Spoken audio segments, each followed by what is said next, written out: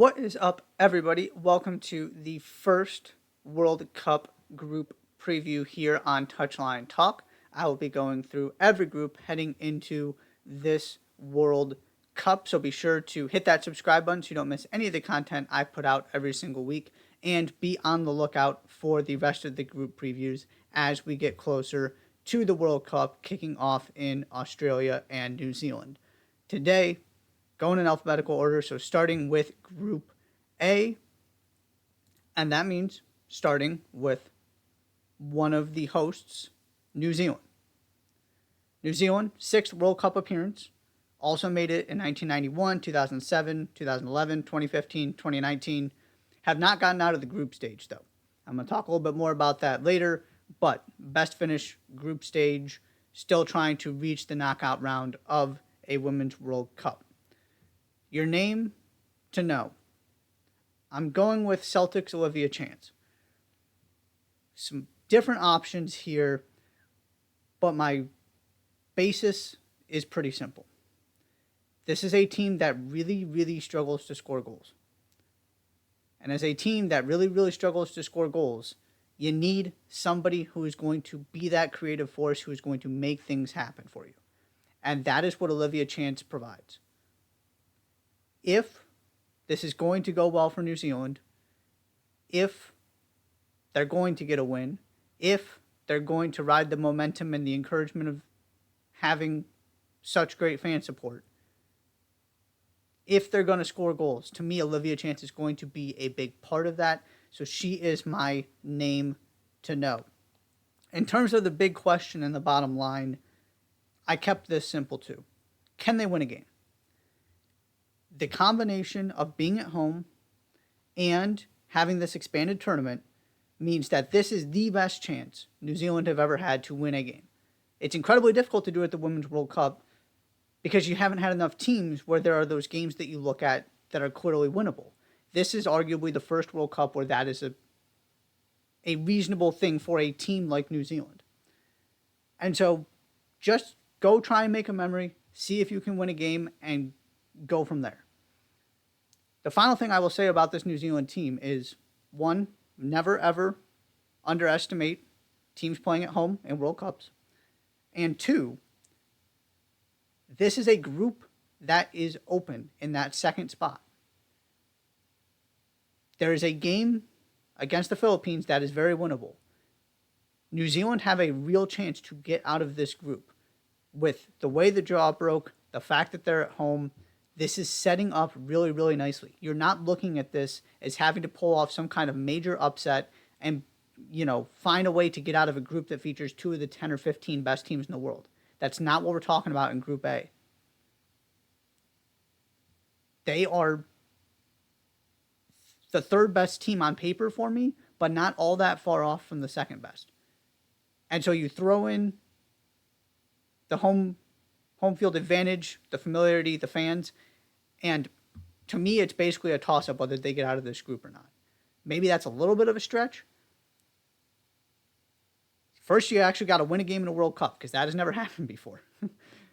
But if they can get that first win and start well, there is every chance that they are playing for a spot in the knockout stage on that final match day of the group stage.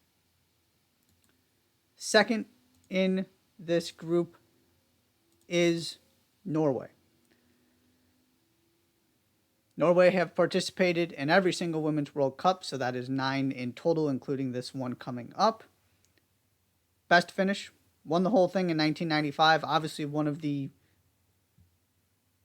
standard bearers, one of the most historic teams when it comes to women's soccer with all of the success Norway have had. My name to know is still Ada Hegerberg. I would buy the argument that Caroline Grant Hampson is the best player on this team right now, with the injuries and the time that Hegerberg has missed and the way Graham Hansen is playing. However, to me, Hegerberg is still the player that you need to be paying attention to, because she is the one that is going to determine how far this team can go. If you get in form out of Hegerberg, we're talking about a team that can win this tournament. If you don't get in form out of Hegerberg, we're talking about something different. And so she is still the biggest name, I would argue. I mean, she is a Ballon d'Or winner. Hasn't been the same the past few seasons, and I admit that. She's kind of, fallen down a little bit on the best player in the world power rankings.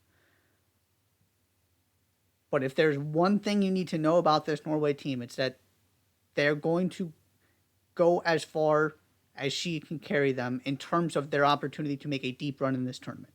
She is the X factor for me. And so she is my name to know. The big question is, if not now, when?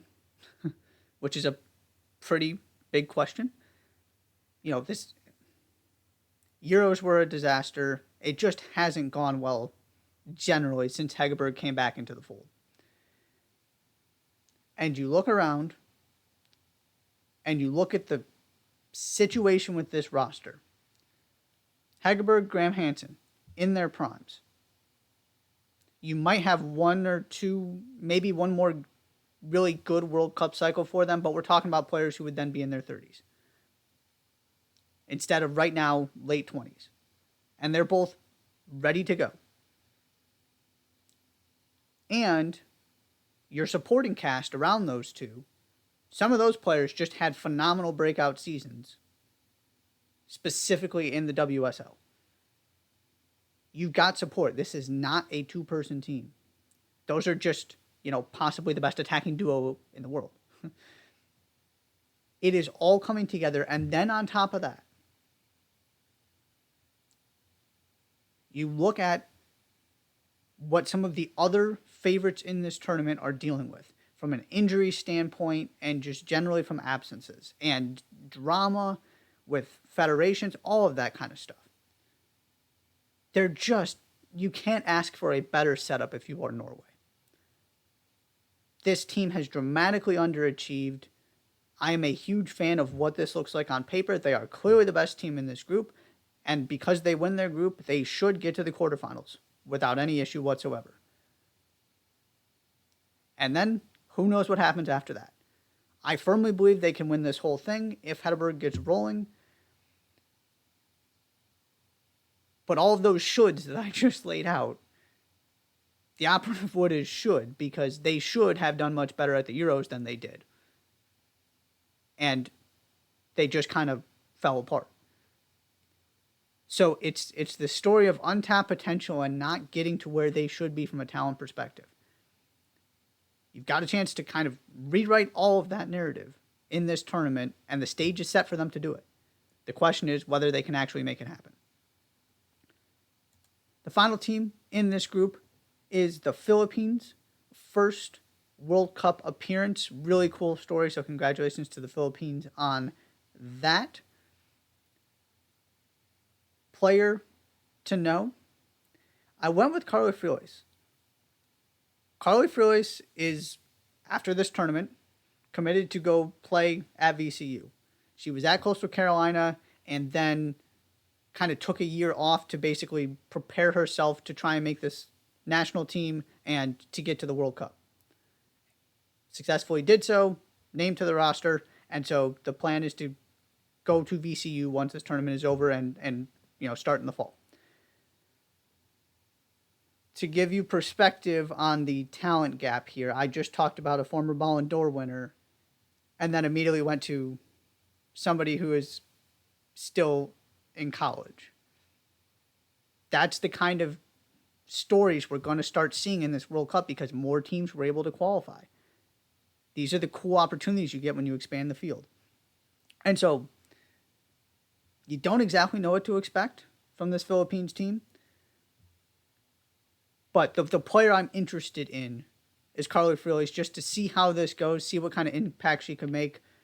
She's done some real damage since breaking into this full national team, has put on some shows, 5 goals in a game, those kind of things.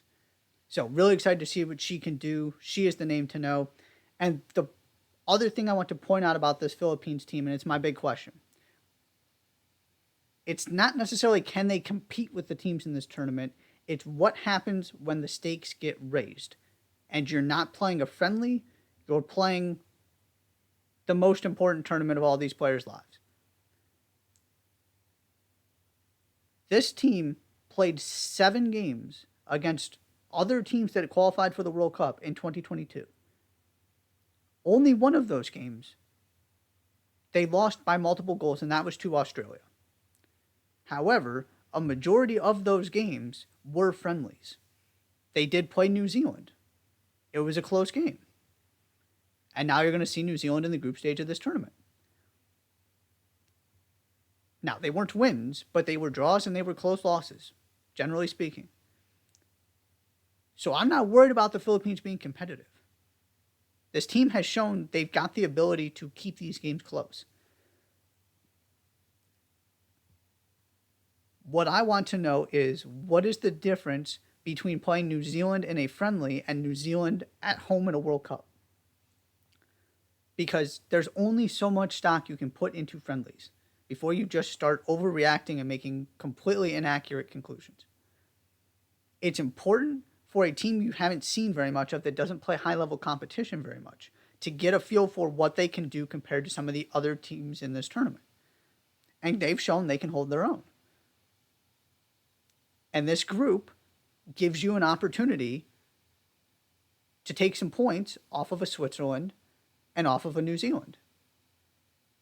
I would not be surprised if the Philippines managed to at least draw one game. I wouldn't be floored if they won one. They could very well end up determining who comes out of this group as the second team behind Norway based on whether you can actually beat the Philippines or whether you're settling for a draw, because they are capable of doing that. So we're just going to have to see when there's a different level of intensity and a different sense of urgency for the opposition, right? You draw a friendly, it's just not a big deal. World Cup, of course, huge deal. So that's what I want to know with this Philippines team is kind of how does this all play out now that everybody is super focused, locked in, and there is, no kind of, oh, well, it was just a friendly, it doesn't really matter. This is the biggest stage in the world. Can the Philippines continue to show that they have the ability to play with the best teams in the world when those teams are theoretically at their very best in this tournament? That is all for Group A. As I said, I'll kind of run through it again. I expect Norway to win this group. I'm going Switzerland second, New Zealand third, Philippines fourth. I don't feel good about any of that. Yeah, I can 100% talk myself into New Zealand getting out of the group. I can talk myself into the Philippines making things at least somewhat interesting. But on paper, that is how I see this going. I'm just trying to set the stage and kind of put this all in perspective. So that is on paper how I would rank these teams. Thank you so much for tuning in. Be sure to hit that subscribe button and be on the lookout for the rest of the group previews as I release them. I'll see you next time.